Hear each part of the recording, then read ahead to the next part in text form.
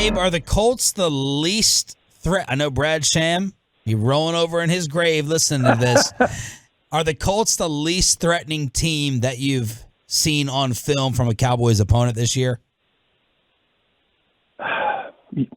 They're right up there near the top. That's for sure. I'd have to kind of go through the mental Rolodex to think of all the teams, but they don't threaten you.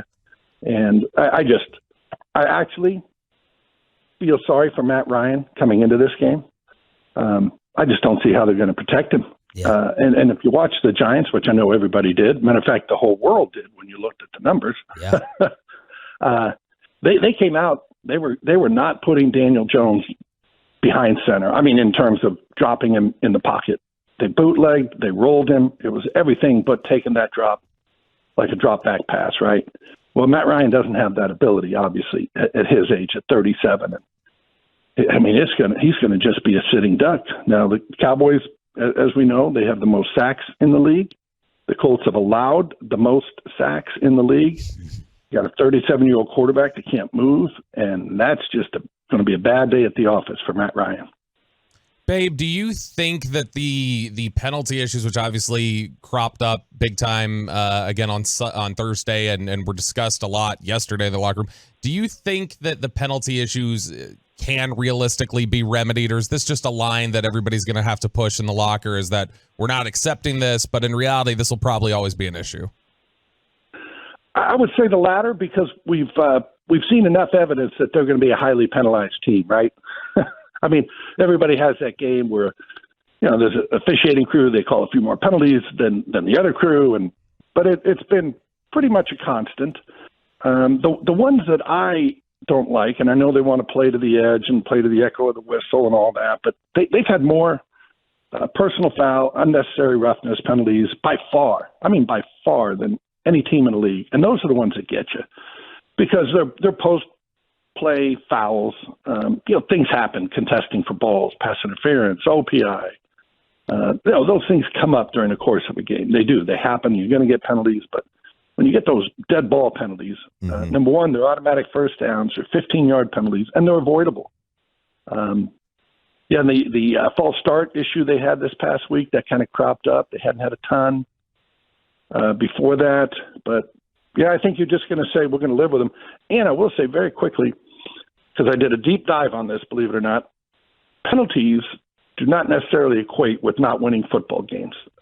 Seattle won a Super Bowl.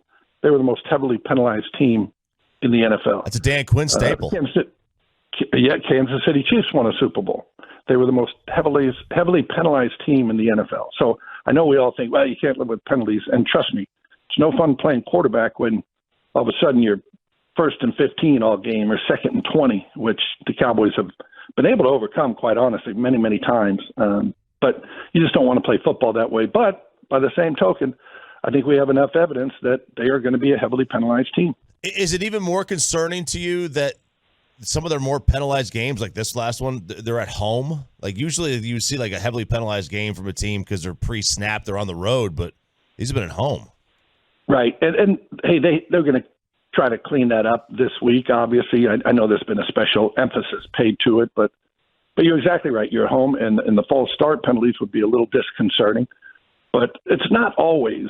I think we have somewhat the misconception. They break the huddle and they say it's on 1, or it's on 2, or it's on 3, whatever.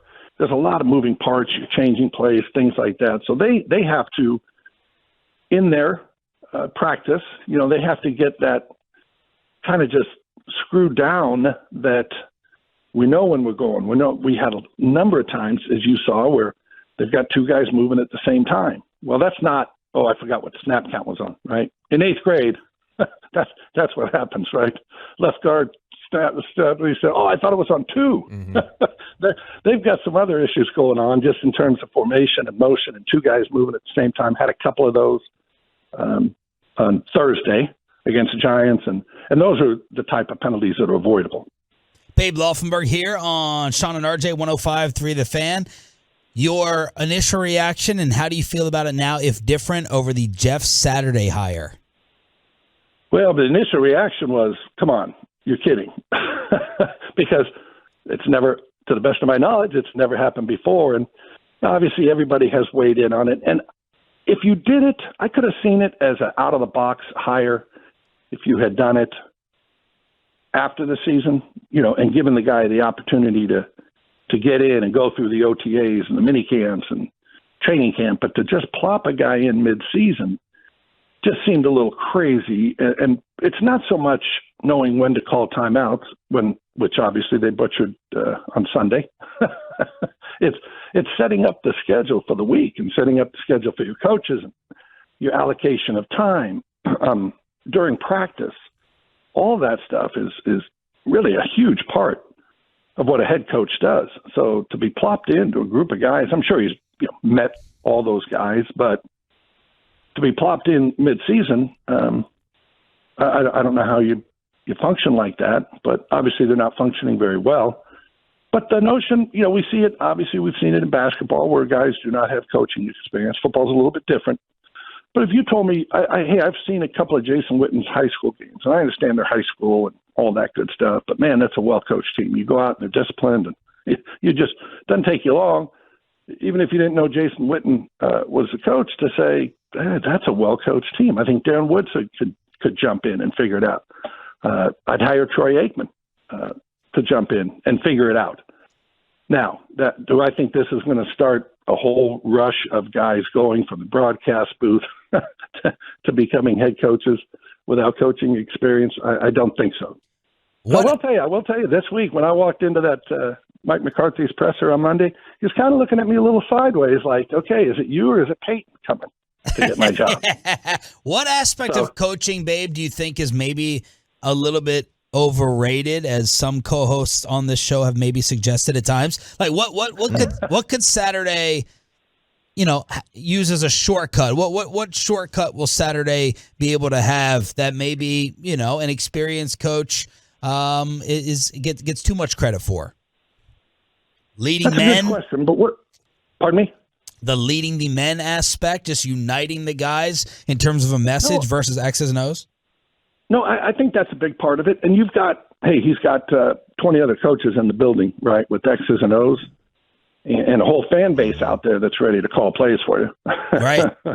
So, no, I think you get up there and you're really, I don't want to say a figurehead, that's unfair, but, there's a lot of coaches, they don't call the offensive plays, they don't call the defensive signals, but you set the tone, not only for your football team, but for the entire organization. I think Tom Brady is that guy as a player. I mean, Brady doesn't change your offense or your passing game or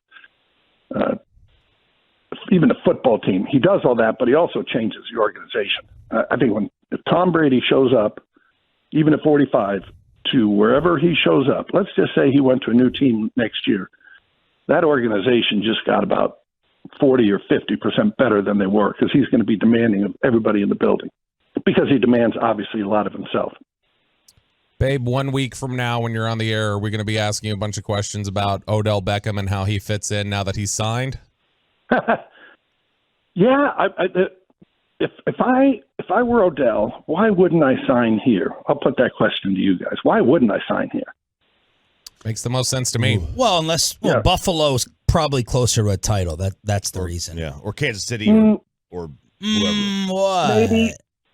Maybe, but your path in the NFC East to get to the Super Bowl, I think we would all agree, is going to be easier. Yeah. If you go to Buffalo, you're going to have to get through Kansas City. If you go to Kansas City, you're going to have to get through Buffalo. And either way, you're playing in the cold.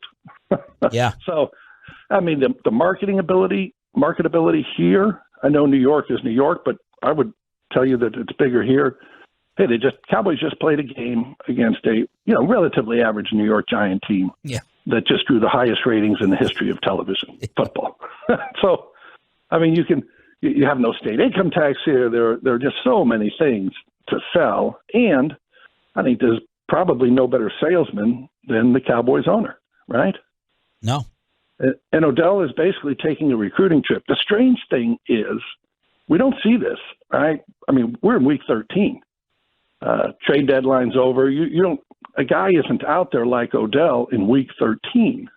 He has obviously some extenuating circumstances with the injury and not being signed to a team. But the big part too is at what cost and how healthy is he? And RJ, you pointed it out, and it's not a revelation, but this is not 2014 13th pick in the draft, Odell, making a one-handed catch over Brandon Carr. This is 30-year-old, two-time ACL surgery, coming off an ACL surgery, who has not been rehabbing with an NFL team, which to me makes a huge difference. So you just don't know what you're getting at this point.